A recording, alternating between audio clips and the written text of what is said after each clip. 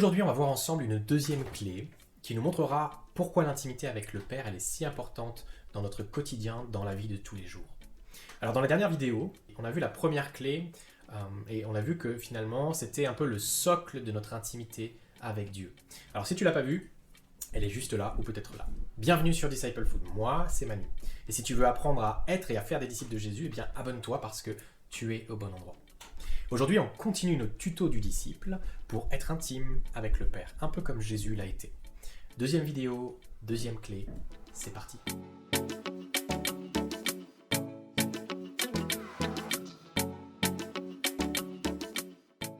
Alors, en travaillant sur l'intimité que Jésus avait avec son Père, j'ai vu quelque chose qui, à mon avis, le motivait à revenir et revenir toujours vers son Père.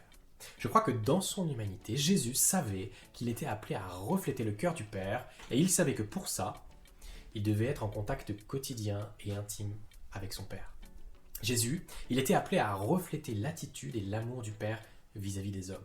Il était censé être, on peut le dire, son cœur, ses mains, ses pieds dans le monde. Et alors, avant de voir le moment de la vie de Jésus qui vraiment va illustrer cela, eh bien, je vous propose de regarder ensemble à deux contre-exemples qui sont un peu clichés de disciples qui ont tendance à séparer le cœur et les mains. Alors d'abord, le disciple que j'ai appelé ultra-contemplatif, qui surintériorise sa relation avec Dieu. Qu'est-ce que ça veut dire ? Eh bien, ça veut dire que je peux prier ou louer des soirées entières, peut-être même proclamer que Dieu aime le monde entier, qu'il a toute autorité sur tout, je peux chanter le samedi soir de tout mon cœur, je ne suis plus esclave de la peur. Mais quand vient le lundi matin, j'ose pas trop parler à quiconque de Jésus en fait. Et puis mon voisin de palier, qui est là depuis 4 ans, Maurice ou je sais pas, il sait toujours pas que je suis chrétien. Quand je vis dans ce cliché, j'ai un peu tendance à oublier que mes moments privilégiés avec mon Père Céleste, eh bien ils sont censés m'imprégner de son cœur de Père au point de dépasser complètement l'émotion de l'instant. Au point d'aller jusqu'à même la transformation de mon cœur et d'aller jusqu'à même l'action. Cette intimité, elle est censée me permettre de franchir les barrières qui sont entre moi et mon voisin, entre moi et mon prochain. C'est censé me faire exploser la zone de confort, peut-être propulsé par cet amour que le Père me donne pour les autres. Alors quand je vis dans le cliché dont on parle, eh bien le grand risque qu'il y a en fait, c'est que des années après années, je ne fais pas vraiment de disciples. Peut-être que je prie pour eux, ok, ouais, mais en fait, je ne fais pas vraiment de disciples. Quand on surintériorise notre foi, on a cette tendance à croire que l'intimité avec le Père, elle n'implique pas forcément d'action selon son cœur. Comme si Dieu nous partageait son cœur juste pour nous-mêmes. Et du coup, au fond de nous, on croit que le cœur et la main peuvent être séparés. On croit qu'on peut être au contact du cœur du Père sans devenir ses mains, sa bouche, ses pieds dans le monde. L'intimité avec le Père sans l'action selon son cœur, c'est une contrefaçon de notre foi. En fait, c'est une spiritualité hors sol, c'est déconnecté de la réalité. C'est pas ce que Jésus vivait et c'est pas non plus ce qu'on est appelé, nous, à vivre aujourd'hui. Alors parfois, on peut, je crois, tomber dans l'extrême opposé. Et là, c'est le disciple que j'ai appelé ultra actif. C'est l'ultra pragmatique. Quand là, je vis dans ce cliché, bien je prie, oui, mais attends, c'est plutôt la liste de courses express. Et puis en plus, je vais au drive pour aller encore plus vite. Parce que je me dis finalement, Jésus, il est déjà au courant de tout ça. Pourquoi je m'embête ? Allez hop. Et je cours dans ma journée, dans l'action de ma journée. Et finalement, j'essaye peut-être de faire ce que Jésus me demande. Mais voilà, j'y vais avec mes propres forces, j'essaye peut-être même de faire des disciples et d'être un disciple qui fait des disciples, mais en réalité, j'ai pas vraiment pris le temps d'être imprégné du cœur du Père. Et du coup, je me suis activé, oui, mais il n'y a pas vraiment d'impact. Ou alors, c'est pas très positif. J'ai parlé peut-être même de la part de Dieu pour moi, mais ça n'a pas vraiment touché. Peut-être que j'ai même aidé quelqu'un, mais pas forcément aimé.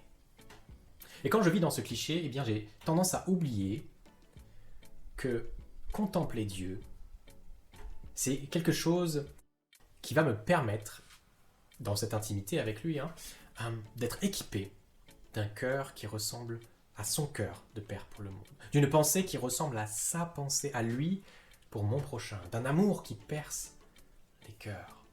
Quand je vis ce cliché, j'oublie qu'en fait, je peux rien faire sans être connecté à lui.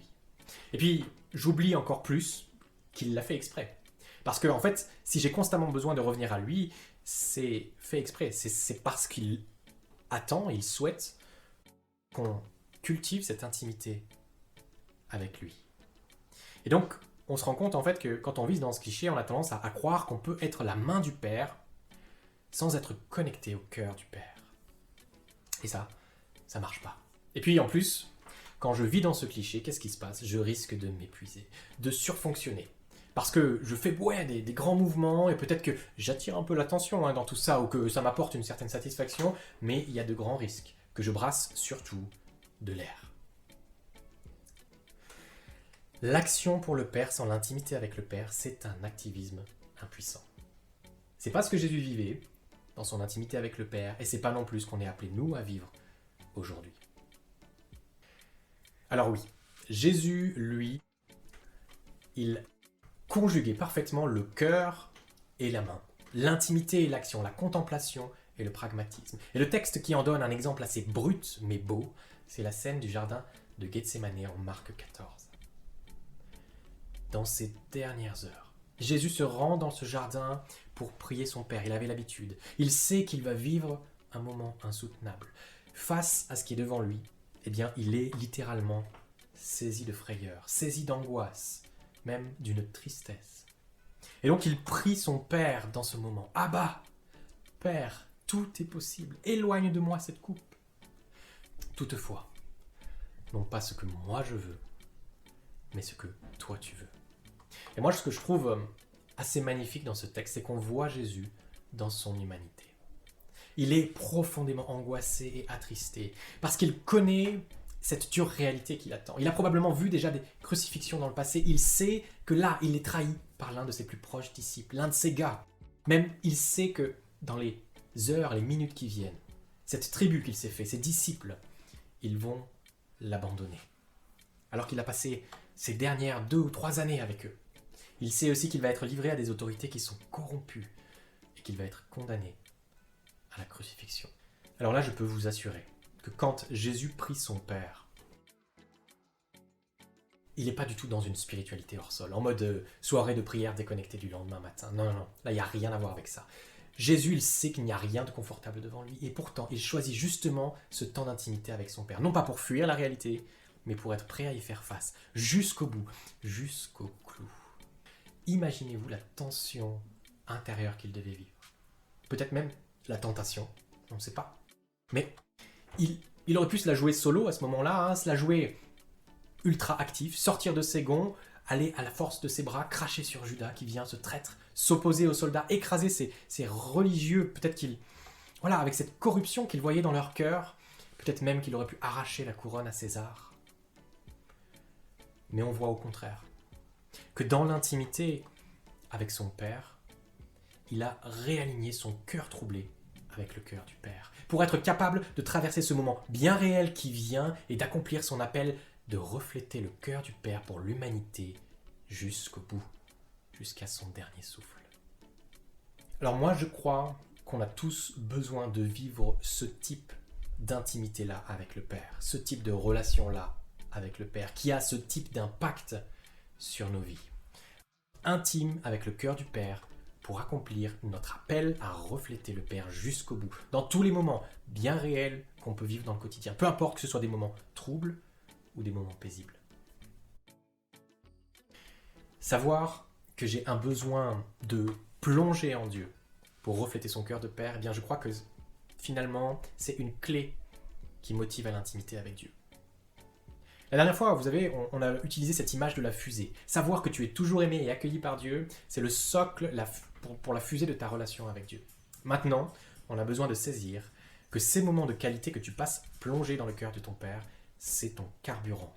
Et sans ces moments de qualité avec ton Père, eh bien la fusée de ta relation à Dieu, elle n'a aucune puissance. En fait, c'est pas passionnant pour toi, et ça sera impossible, en plus, pour toi d'avancer dans cet appel à refléter le cœur du Père aux autres, à ton prochain, à tes voisins. Sans ce carburant, tu n'as pas de puissance, pas de pertinence, et non plus pas de cœur touché. Alors concrètement, Eh bien, je t'encourage à te demander dans quel cliché tu tends naturellement. Comment tu peux cultiver cet équilibre qu'on voit chez Jésus. Peut-être tu es trop contemplatif. Eh bien, demande à Jésus un amour qui te met en mouvement, en route vers une action, une parole concrète pour quelqu'un dans ton entourage. Demande-lui par exemple une parole de connaissance, un service à faire pour quelqu'un qui t'entoure qui n'est pas chrétien. Et puis, voilà, ose aussi puiser dans ces temps avec ton père pour faire face à la réalité et pas pour la fuir. Peut-être que tu es dans le côté opposé, que tu es plutôt le gars ultra ou la fille ultra active. Eh bien, je t'invite à planifier un temps de qualité dans ton agenda avec Dieu. Un temps de qualité dans lequel tu vas pouvoir te mettre à son écoute et tu vas pouvoir aussi lui demander de faire le tri dans tout ce qui est peut-être dans ton agenda. Pour savoir ce qui est vraiment sur son cœur à lui et ce qui peut-être est juste une agitation. Laisse-toi vraiment immerger par son amour. Et quand tu veux bénir ton prochain, eh bien avant, laisse-toi plonger dans cet amour. Peut-être que tu verras une différence. Alors dans la prochaine vidéo, on te proposera un défi concret à faire avec nous pour vraiment entrer ensemble dans cet équilibre cœur-main, intimité, action, contemplation, pragmatisme. Parce que c'est important de passer du cœur ou de la tête à nos actions concrètes. C'est ça, être un disciple. Et donc on te proposera un truc qu'on peut vivre numériquement sur Internet, ensemble, et qui va nous aider à cultiver cet équilibre dans le quotidien, vraiment d'une manière concrète. En tout cas, n'hésite pas à partager cette vidéo, à mettre peut-être aussi un pouce bleu si ça t'a encouragé, si ça t'a parlé, si tu veux nous soutenir. Moi, c'était Manu pour Disciple Food. À bientôt.